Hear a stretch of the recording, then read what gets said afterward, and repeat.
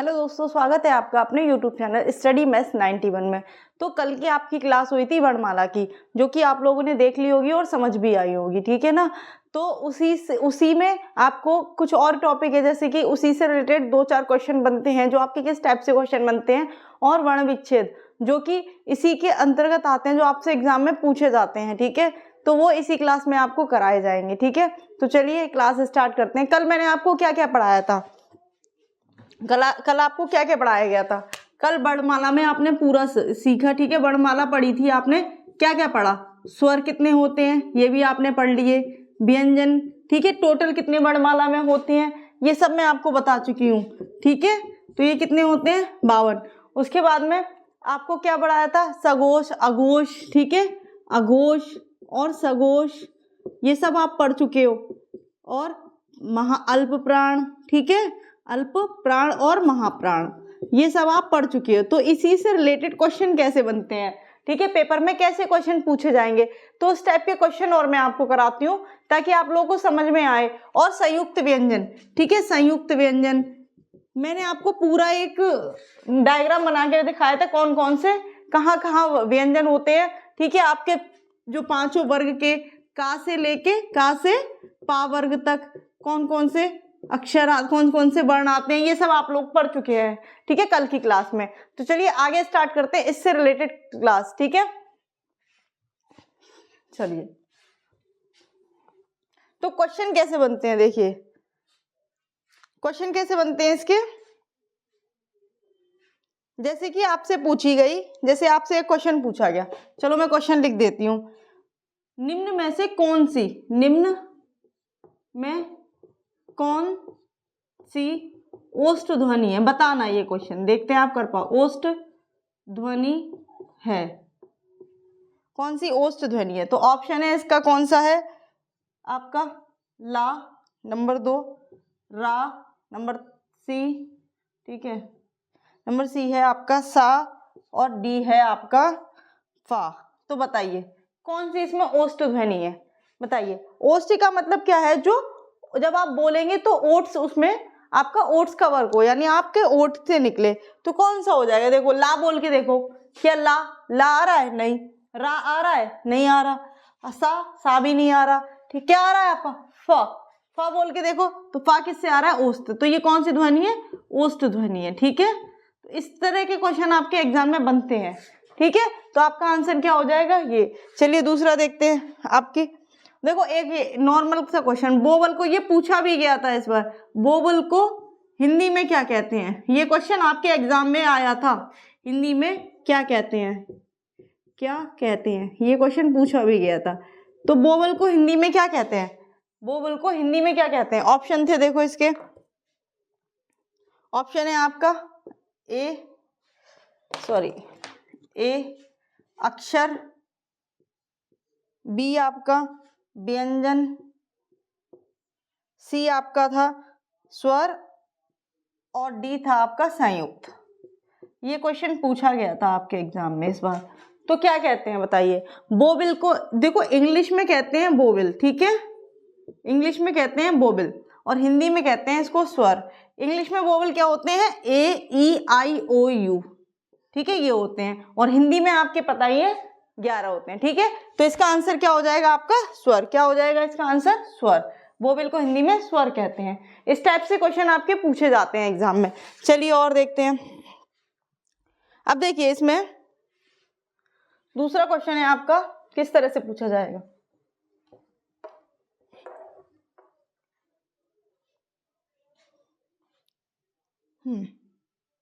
आपका है कौन सा वर्ण, कौन सा वर्ण घोष है, ठीक है, घोष पूछा है, घोष है ये पूछा है, ठीक है। तो ऑप्शन के क्या है इसके, इसका ऑप्शन है पा, इसका ऑप्शन है बा, टा है ना, और सी ऑप्शन है इसका दा, और डी ऑप्शन है इसका आपका फा, ठीक है। ये आपके ऑप्शन दे रखे हैं। तो बताइए, अब आप लोग बताइए इसमें से कौन सा ऑप्शन है। तो कौन सा ऑप्शन है बताइए, इसमें क्या है, कौन सा पूछा है आपसे, घोष है। तो घोष कौन सा है आपका, घोष कौन सा है, ये आपका दा, ठीक है, कौन सा है, दा। आप लोगों ने कल पढ़ा होगा कौन से घोष होते हैं, कौन से अघोष होते हैं, ठीक है। तो ये उसी से आंसर आप लोग दे पाएंगे, ये आप लोगों को खुद करने हैं इस टाइप के क्वेश्चन। तो देखो घोष को ही क्या कहते हैं, आपका सघोष कहते हैं। तो इसकी आपकी ट्रिक क्या थी, इसको कैसे पहचानते हैं सघोष वर्ण कौन सा होगा, तो कैसे पहचानते हैं, तीसरा चौथा और पांचवा वर्ण, ठीक है, किसी वर्ग का तीसरा चौथा पांचवा वर्ण क्या कहलाता है, सघोष कहलाता है, ठीक है। और पहला और दूसरा क्या कहलाता है आपका, अघोष कहलाता है, ठीक है। तो ये था, तो देखो ये पा कैसा हो गया, पहला हो गया, टा भी क्या हो गया, पहला हो गया, पा फा दूसरा हो गया, ता था दा ये कैसा हो गया आपका, तीसरा हो गया। तो तीसरा चौथा और पांचवा वर्ण क्या है, सघोष है, ठीक है। और पहला और दूसरा क्या है, अघोष है, यही तो बताया था आप लोगों को, ठीक है। तो इतना समझ में आ गया आप लोगों को। दूसरा और क्या बताया था आप लोगों को, और बताया था अल्प प्राण। तो अल्प प्राण क्या होता है, अल्प प्राण होता है आपका, अल्प प्राण एक बार देख लो, देखिए अल्प प्राण क्या होता है आपका, पहला तीसरा और पांचवा होता है आपका अल्प प्राण, किसी वर्ग का पहला तीसरा और पांचवा। और महाप्राण क्या होता है आपका, दूसरा और चौथा, ठीक है। तो ये आपको याद रखने हैं, अल्प प्राण होता है पहला तीसरा पांचवा, ये ट्रिक है 135 और 24, महाप्राण 24 याद रख लो, ठीक है। तो ये क्या हो गया, आप अल्प प्राण के लिए 1 3 5, और ऐसे ही सघोष के लिए आपका 3 4 5 और अघोष के लिए 1 और 2, ठीक है। ये आपको याद रखना है, इसी से आप क्वेश्चन कर लेंगे, एक बार याद कर लो इसे, अल्प प्राण 135, महाप्राण 24 और 345 वर्ण सघोष हो जाए। आगे बढ़ते हैं, तो ये आपको याद रखना है, ठीक है, कि कौन से सघोष होते हैं और कौन से अघोष होते हैं, ठीक है। तो ठीक है, अब देखिए एक होता है आपका नासिक्य व्यंजन। तो नासिक्य व्यंजन कौन कौन से होते हैं, नासिक्य व्यंजन, नासिक्य व्यंजन ये कौन कौन से होते हैं आपके, जैसे या ना हो गया, या हो गया, ड़ा हो गया, ना हो गया और मा हो गया, ये आपके नासिक्य व्यंजन होते हैं, ठीक है। ऑप्शन में दे दिए जाएंगे कौन सा नासिक्य व्यंजन है, तो इस तरह से आपसे पूछ लिया जाएगा, तो ये आपको पता होना चाहिए। जो नाक से बोले जाए, जिसमें हमें बोलने में नाक का सुर लगाना पड़े, वही क्या होते हैं आपके नासिक्य व्यंजन, जैसे णा णा, ठीक है, ना मा और आपका या और णा, ये आपके कैसे व्यंजन हो गए, नासिक्य व्यंजन, ठीक है। तो ये आपको पता होने चाहिए। और आप देखिए, और इसमें क्या क्या आपका पूछा जा सकता है, जो जो चीजें आप लोगों के लिए पूछी जा सकती हैं, बाकी संख्या सबकी याद रखिए। देखिए आपसे कभी कभी संख्या पूछ ली जाती है, देखो देखो संख्या क्या, आपके संयुक्त व्यंजन कितने होते हैं, ये मैं बता चुकी हूँ, संयुक्त व्यंजन कितने होते हैं आपके, 4 होते हैं, है ना। और आपके क्या बोलते हैं वो अंतस्त्य व्यंजन, अंतस्त्य व्यंजन वो अंतस्त्य, ठीक है, ये भी आपके 4 होते हैं, कौन से, या रा ला वा, ये सब आपको याद रखने हैं, ठीक है। ये कौन से होते हैं, सा श और आपका श और है, ठीक है, ये भी 4 होते हैं। तो ये सब आपको याद रखने हैं, इनसे क्वेश्चन पूछे ही जाते हैं, ठीक है ना। और क्या, और आगत व्यंजन, आगत व्यंजन, आगत व्यंजन कौन से होते हैं आपके, ये होते हैं जा और फा, ठीक है, इन्हें आगत व्यंजन कितने होते हैं, 2 होते हैं। तो ये सब आपको याद रखने हैं। चलिए अब बात करते हैं हम वर्ण विच्छेद, कैसे वर्ण विच्छेद कैसे करते हैं, ठीक है। चलिए ये आप लोगों की वर्णमाला में जितने क्वेश्चन, चलो और क्वेश्चन अगर आप लोग चाहते हैं तो मैं और क्वेश्चन करा देती हूँ 1 2 आप लोगों के लिए, ताकि आपका डाउट क्लियर हो जाए। देखिए और क्वेश्चन कैसे बन सकते हैं, आपका कैसे बन सकते हैं,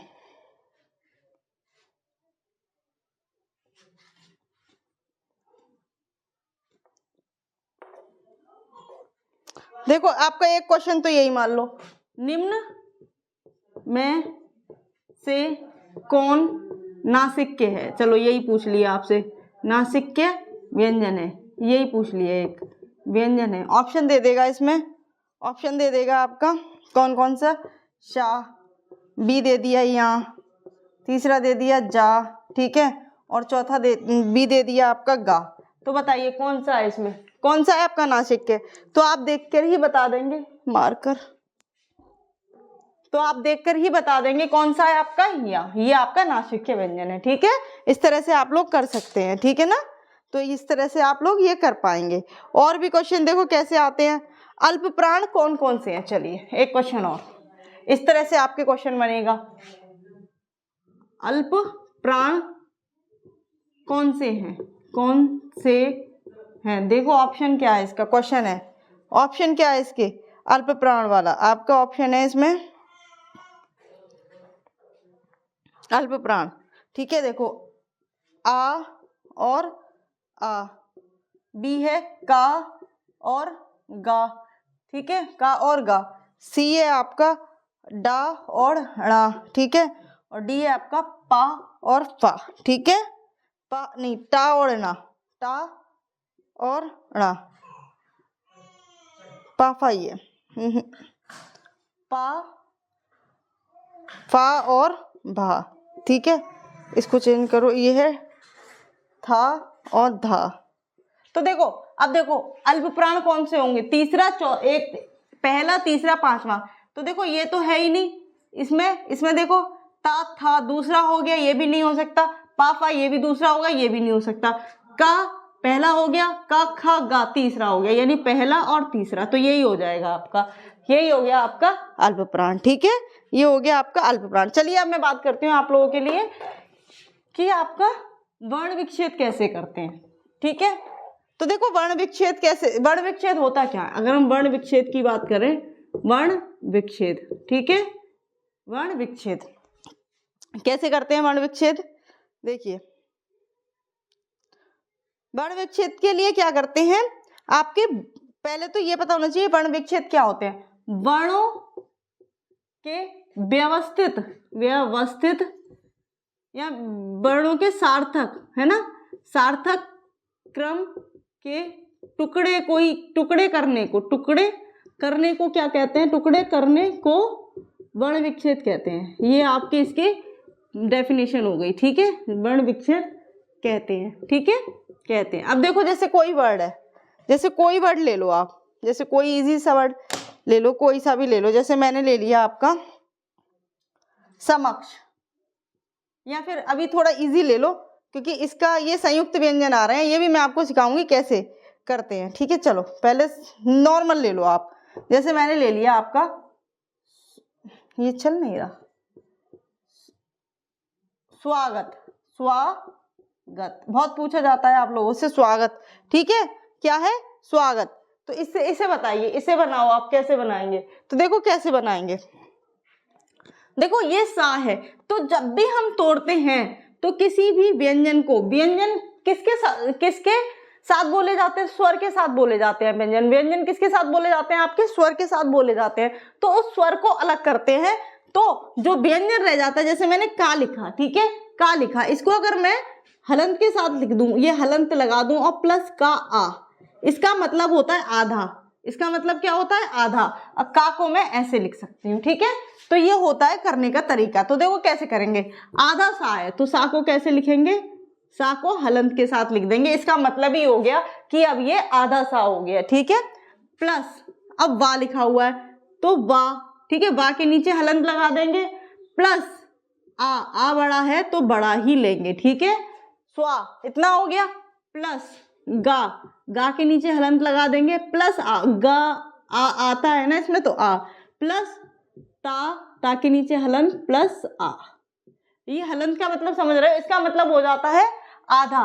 तो वर्ण विच्छेद यानी कि वर्णों को और जो व्यंजन जिसकी सहायता से बोले जा रहे हैं उसको अलग कर लेना, ये हो गया आपका। तो ये समझ में आया कैसे किया, ठीक है, कैसे किया, देखो एक बार फिर समझो, सा आधा था तो इसको शा, इसके साथ आ क्यों नहीं आया, क्योंकि ऑलरेडी खुद ही आधा है, इसलिए इसके साथ आधा आ नहीं आया। वा के साथ बड़ा आ आया, क्योंकि बड़ा आ क्यों आया, क्योंकि ये आ पर डंडा था, प्लस गा किसके साथ बोला जाए, गा आ के साथ, तो गा प्लस आ, गा के नीचे हलंत। चलो और देखते हैं, और वर्ड देख लेते हैं आपका, दूसरा लेते हैं आपका, जैसे मैंने ले लिया अमावस्या,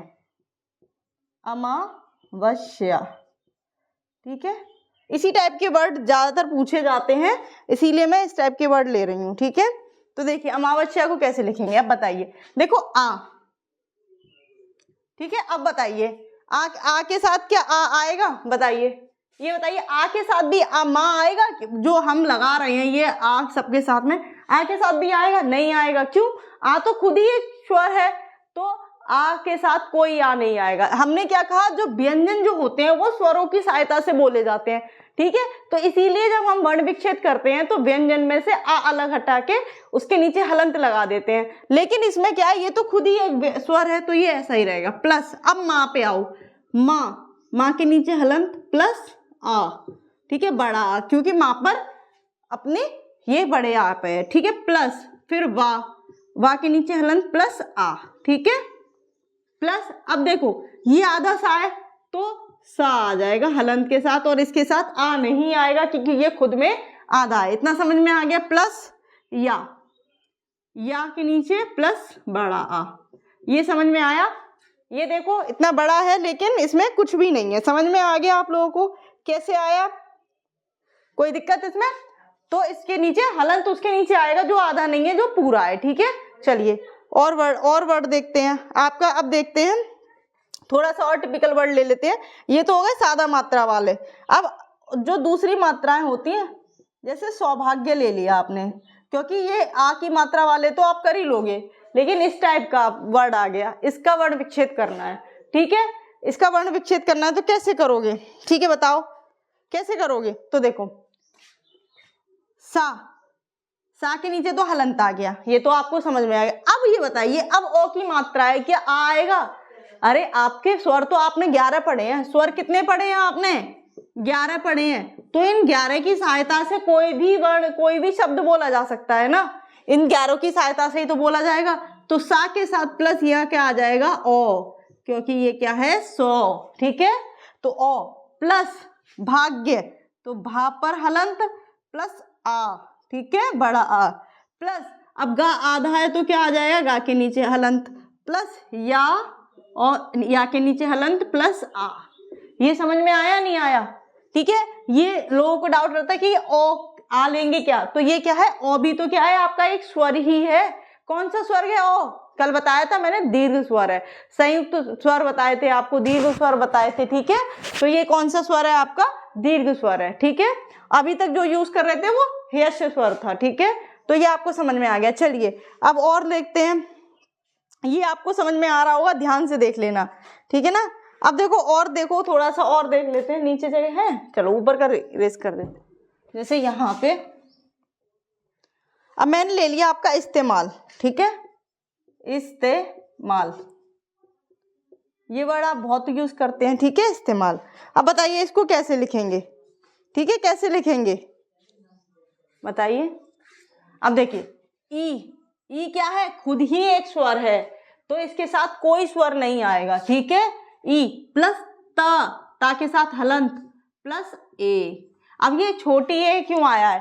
क्योंकि इसमें एक मात्रा है, इसलिए यहाँ छोटी ए ही लेंगे। ए क्यों आ रहा है? क्योंकि स्वर है, ठीक है। प्लस आधा सा है तो सा के नीचे हलंत, प्लस माँ है, माँ के नीचे हलंत प्लस बड़ा आ, और प्लस ला के नीचे हलंत प्लस, दिख रहा है, हाँ, प्लस आ। ये समझ में आया आपको? इतना बड़ा था लेकिन समझ में आ रहा होगा, ठीक है। समझ में आ गया ये कैसे हुआ? चलिए अब संयुक्त, जो संयुक्त व्यंजन वाले होते हैं वो और देखते हैं इसी टाइप के। चलिए आगे देखते हैं। इसको मैं इरेज करती हूँ।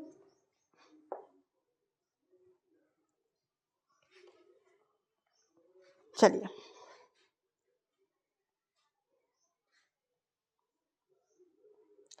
नेक्स्ट अब मैं लेती हूँ आपका दूसरा।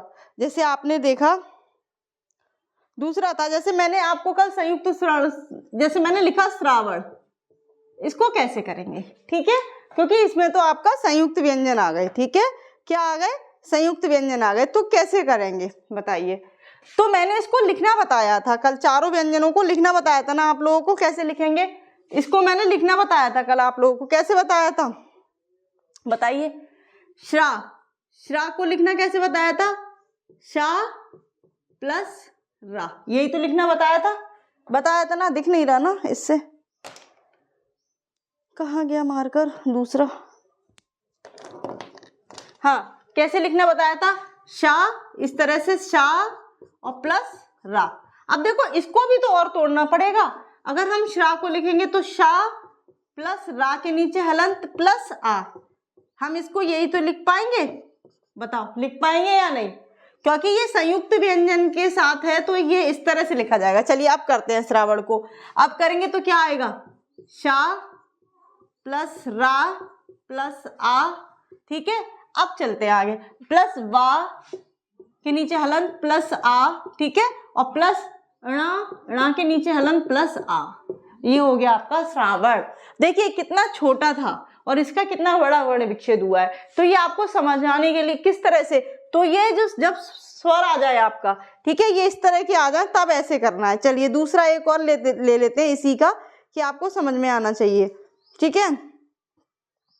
दूसरा इसका कोई, जैसे चलो श्रमिक ले लो, श्रमिक ले लेते हैं, ठीक है। तो श्रमिक में भी यही आता है ना, ये तो आपको पता ही है, ये श्रमिक है तो क्या है श्रमिक। अब देखो इसको कैसे करेंगे, श्रमिक ले लिया, अब इसको करो, देखो फिर से वही शा प्लस रा प्लस आ, ये तो आएगा ही आएगा, ठीक है, प्लस मिक तो माँ प्लस ई, ठीक है। क्या आएगा श्रमिक में, क्या आएगा, माँ प्लस ई प्लस का और प्लस आ। समझ में आ गया श्रमिक? अब तो समझ में आ गए होंगे ये आप लोगों के लिए, ठीक है। तो ये हो गए आपके। इसी तरह से कोई सा भी वर्ण आए आप कर लोगे, ठीक है, ये अच्छे से आप लोगों के लिए समझ में आ जाएगा। तो ये आप लोगों के लिए वर्ण विच्छेद हो गई। तो हिंदी वर्णमाला में जितने जो भी और आपको जो क्वेश्चन है वो क्वेश्चन आपका टेस्ट ले लिया जाएगा, वर्णमाला से रिलेटेड जितने भी क्वेश्चन बनेंगे उसका आपके लिए टेस्ट बना दिया जाएगा और आपसे टेस्ट ले लिया जाएगा, ठीक है। और इससे भी रिलेटेड उसी में क्वेश्चन डाल दिए जाएंगे, तो ये आप लोगों के लिए टेस्ट मिल जाएगा। तो आप पहले जो वर्णमाला की जो क्लास कराई गई थी उसको एक बार पढ़ लो, फिर उसका टेस्ट दे लेना, ठीक है। उसके बाद कल आपको नेक्स्ट टॉपिक इसमें कराया जाएगा जो, ठीक है। तो आज की क्लास के लिए इतना ही। अच्छी लगे तो कमेंट कर देना, और आप लोगों को कोई चीज़ नहीं समझ में आ रही हो तो भी कमेंट कर देना, कोई डाउट हो तो उसका जवाब आपको दे दिया जाएगा, ठीक है। तो चलिए आज की क्लास के इतना ही। Thank you. जय हिंद, जय भारत।